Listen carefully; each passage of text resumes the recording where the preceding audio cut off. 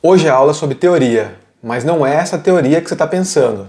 Para estudar teoria, a gente tem que saber por que está estudando teoria. Então eu vou dar uma aula de teoria agora, que é menos chata, porque você precisa entender por que você tem que aprender teoria. Eu garanto que você vai terminar essa aula e vai gostar, tá bom? Roda a vinheta.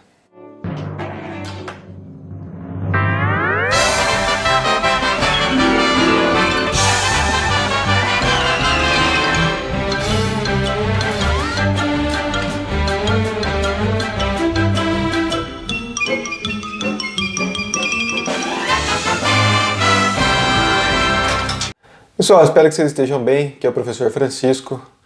E eu queria que vocês entendessem o porquê da teoria. Às vezes a gente escuta música alegre, música triste, música de alienígena, música de terror, mas tudo isso tem um fundamento teórico, né? Nada disso é feito ao acaso. Ah, fiz uma música feliz, não. Ah, fiz uma música triste, não. O cara sabe por que está fazendo. Para explicar isso para vocês, eu vou precisar de lápis e papel. Vamos lá? Então o que eu preciso entender primeiro? O nosso instrumento aqui, no caso, é um instrumento de corda. Então eu vou imaginar uma corda. De qual instrumento? De qualquer instrumento. Aí eu pego essa corda aqui e divido no meio. E essas divisões aqui eu vou dividir em 12 partes. 1, 2, 3, 4, 5, 6, 7, 8, 9, 10, 11, 12. E vou dar nome para isso. Dó, Ré, Mi, Fá, Sol, Lá, Si e Dó. Mas professor, tem outras maneiras de se fazer música? Tem sim. Vou dar um exemplo de uma maneira bem rasa aqui para vocês. Se você pegar essa mesma divisão de corda aqui e dividir em 5 partes, 1, 2, 3, 4, 5. Por exemplo, a música japonesa é baseada na escala pentatônica, que teria 5 divisões. Eu não vou dar nome às notas aqui e essa comparação é uma comparação bem rasa. Mas, por exemplo, a escala japonesa ela é feita com 5 divisões. No entanto, não é só porque ela tem 5 divisões, ou menos ou mais divisões, isso significa que ela é menos complexa, tá?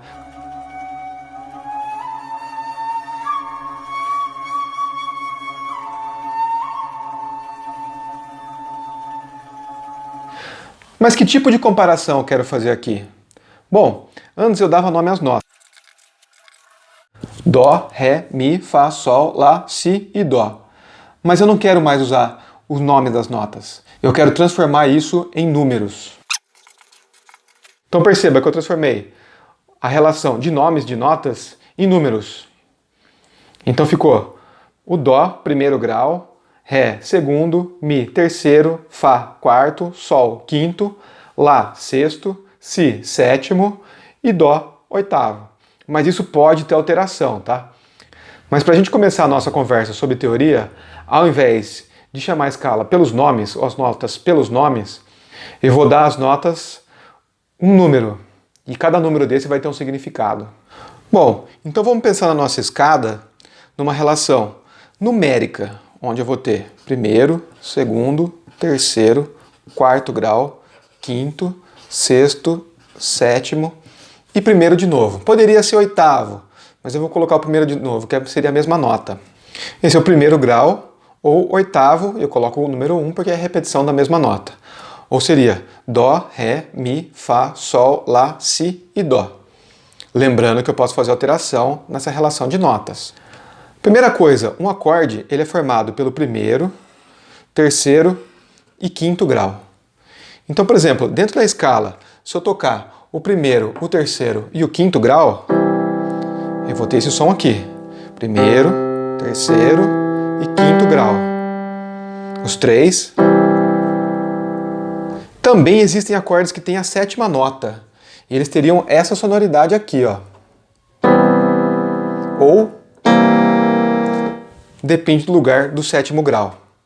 Mas um acorde, uma tríade que a gente chama, de maneira muito simples, ela é construída assim: primeiro, terceiro e quinto grau. O quinto grau é chamado de consonância perfeita, porque ele não tem alteração. O quarto grau também é uma consonância perfeita, ele não tem alteração. Então, se eu tocar o quinto grau, a música fica assim. Já se eu coloco nele o terceiro grau, então eu vou ter isso aqui. Se eu toco a primeira e a última nota, a oitava, eu vou ter basicamente o mesmo som. Então eu tenho essa nota aqui e essa.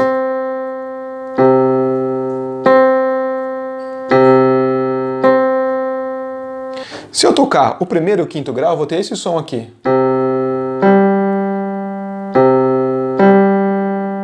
E se eu tocar o primeiro e o terceiro, eu vou ter esse som. Bom, primeiro assunto que eu quero falar com vocês, a distância do primeiro para o terceiro grau. Se do primeiro para o terceiro grau eu tiver dois tons, eu tenho um tom aqui e um tom aqui, eu tenho um acorde maior. E para conseguir identificar isso no meu ouvido, eu vou perceber que esse é um acorde feliz. Então tenho Dó, Mi, Sol. É um acorde feliz. Se eu tocar agora essa nota aqui ao invés dessa, eu vou ter um acorde triste. Aqui é o acorde feliz. Aqui é o acorde triste. Então, o que determina se uma música é feliz ou triste é o terceiro grau. Então aqui, esse terceiro grau. Então esse seria a escala, o terceiro grau da escala maior. A escala maior, como é que eu vou ouvir isso? Eu vou perceber que isso é feliz. Agora, eu vou escrever a escala de novo. Mas aqui no meu terceiro grau, eu vou ter um tom e meio. Um tom e um semitom de distância. Depois eu vou ter quarto grau que não sai do lugar e o quinto grau que é a mesma distância. Então agora meu acorde tem primeiro, tem um terceiro que não é mais esse daqui, é esse daqui, e o quinto grau. Então esse acorde aqui seria o nosso acorde menor. Triste. Então quando você estiver ouvindo uma música e eu tiver essa relação aqui de espaço, ó, por exemplo, Dó, Ré, Mi bemol, por exemplo, ou Ré, Mi, Fá natural, por exemplo, ou Lá, Si, Dó, por exemplo. A música começaria do Lá e teria esse Dó aqui. Dependendo do lugar onde eu começo, eu teria uma música triste.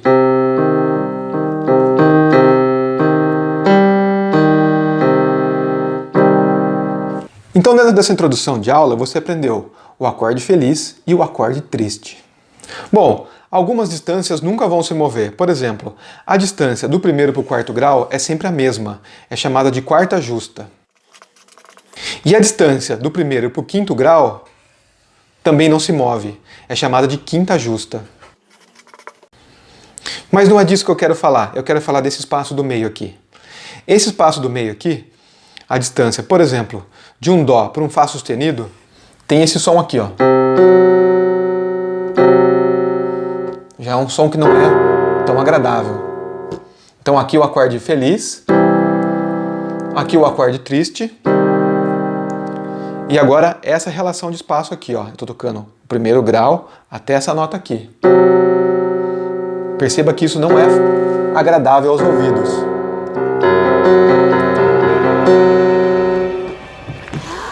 Se eu tiver que fazer um vestibular ou uma prova importante de um conservatório, eu posso fazer o seguinte.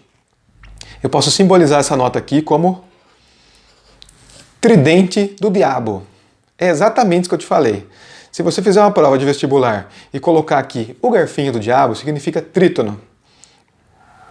Em muitas culturas era até proibido se tocar esse tipo de nota aqui. Então os músicos acabavam escondendo esses intervalos. Esses intervalos vão aparecer muito em cenas de filme de terror. Por exemplo, eu vou descrever uma coisa muito simples.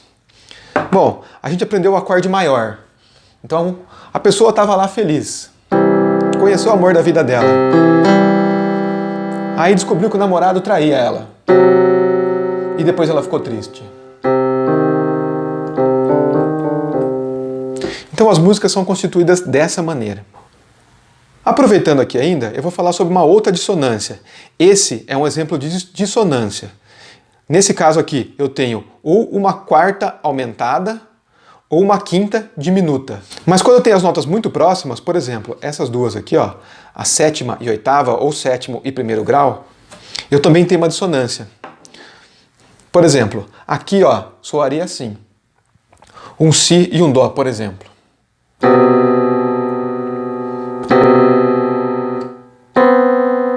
Então perceba que isso também é dissonante. Agora eu vou juntar esse intervalo aqui com esse outro aqui de dissonância.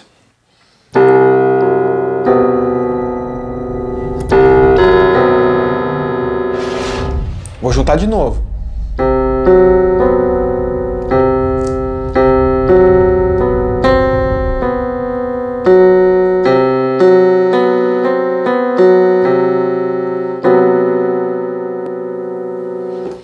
Então, no caso, quando eu tenho um drama numa música, uma cena tensa, eu vou usar essa relação de intervalo. Ou notas próximas, ou então o intervalo de trítono.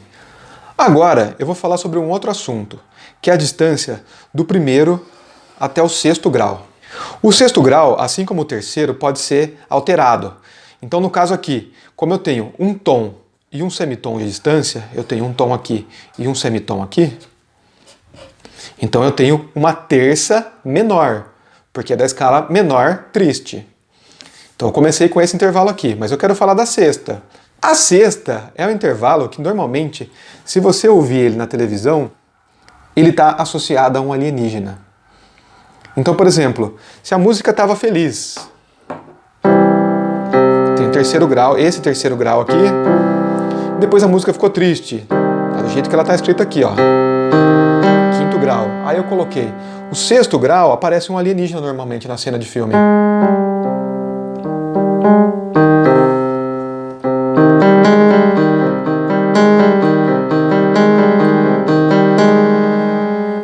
Agora eu vou tocar um trecho onde eu vou alterar. Eu vou começar com essa sexta aqui, depois eu vou passar para essa outra sexta. Essa sexta aqui, ó, é a sexta menor.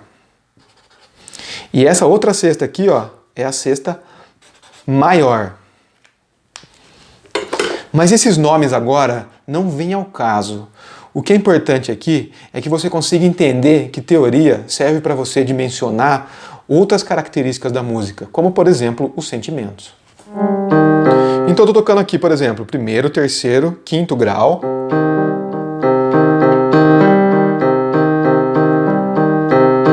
Agora eu vou tocar primeiro, quinto e sexto menor. Agora eu vou tocar esse sexto maior aqui, ó.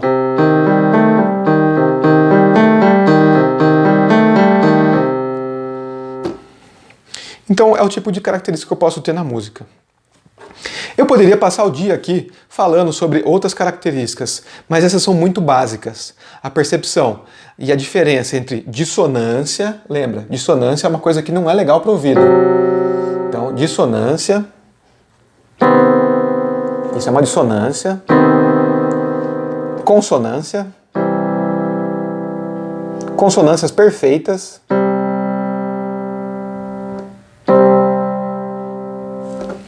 acorde com uma terça maior, acorde com terça menor, acorde com sexta.